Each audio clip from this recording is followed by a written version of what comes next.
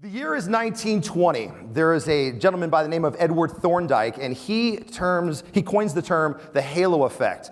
Now, the halo effect had a kind of a fancy term attached to it, basically a cognitive bias in which the overall impression of a person influences how we feel or think about his or her character. What does that really mean? That means it's typical of what we do as humans. We see someone, we go, wow, she's pretty, she must be smart. He's tall and good looking, he must come from a good family. We take one quick characteristics and we can form these major opinions on people very quickly. It's human nature that we do it. And often when I'm talking to groups, I say it's very important in dentistry for us to understand it's human nature that we do it. We do it, our teams do it, but conversely, our patients are doing it. So there's a halo effect created around us, and it's done very, very quickly. And so these opinions that are formed, we have to understand are extremely important, because with dentists all the time I'm saying, you're in the back, you're grind, phone's ringing. What halo effect is being created around your practice for that person who's calling for the first time? And so I'm really big on that, first impressions, intuition, things like that, snap judgments that we're going to be talking about. So it's important to understand it's a two-way street. We're forming opinions on people that might be our patients, but boy, have they well formed an opinion, probably even before you've met them, about our practices as a whole. Anybody ever read this book, Blink? Basically, anything written by Malcolm Gladwell is fantastic. Outliers, David and Goliath, Tipping Point, he's fantastic.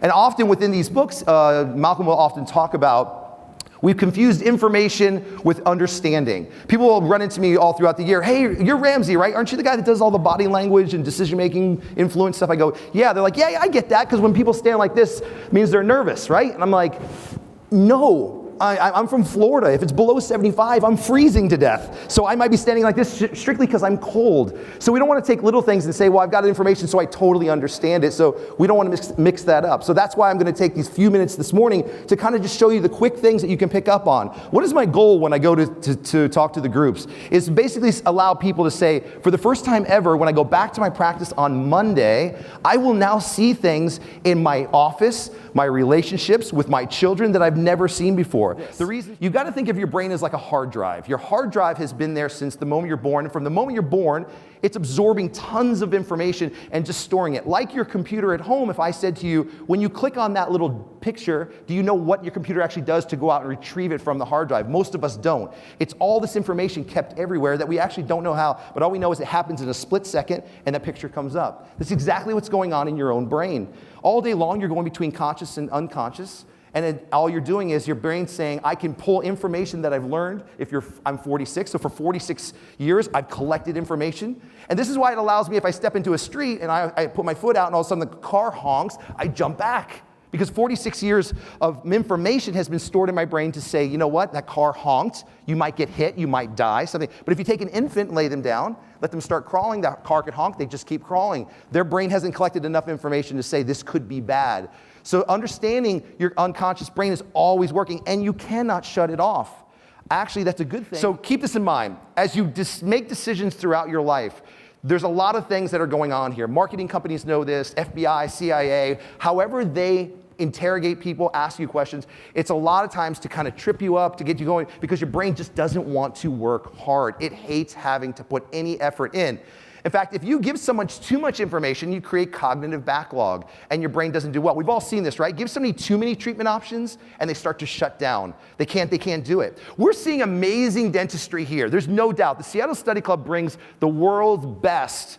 But what happens? We go home and we realize, I don't have a lot of those cases. I'm checking 4 hygienists, changing light bulbs, plunging toilets, dealing with craziness. I'm like, oh my God, now someone says, well, do I have some options? Yes, ma'am, in the state of Florida, I have to give you all 5, but 5 would be too many. So I have to give you a magic number that I want you to remember. And there is a magic number, by the way, when we start talking about treatment options. And so we go over this, so because I want to be different. If I'm your 3rd or 4th consult, I've got to do something that says, if I give you X amount of options, you will remember. If I give you 1 too many, you will forget. Give you too many, you have cognitive backload, you shut down, you won't do anything.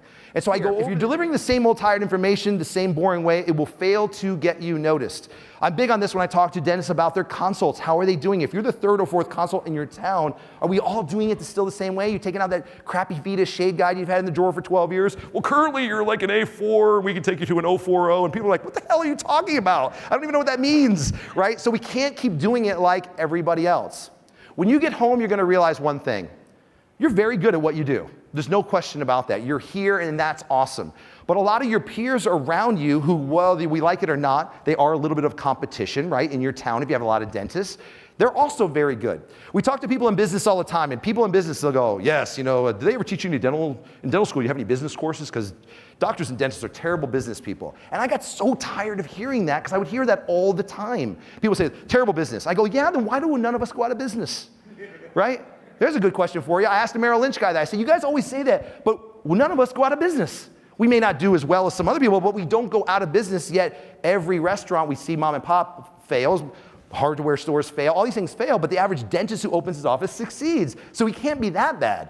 So the truth is, we're all very good at what we do, and we're competing in that. And what Seth often will talk to you about is very good is actually bad.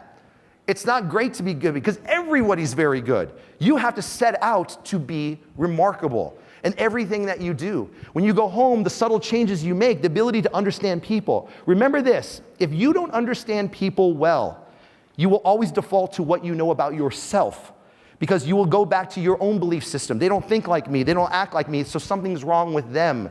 We now have to approach these things with more of an open mind to understand. If I can understand people better, understand body language, understand thought process, understand how people make decisions, I will see such major growth in my practice that will allow our practice amongst all these others to appear to be remarkable, not just very good. I appreciate your time. I'm Chris Ramsey. Thank you so much for allowing me to be here. Thank you.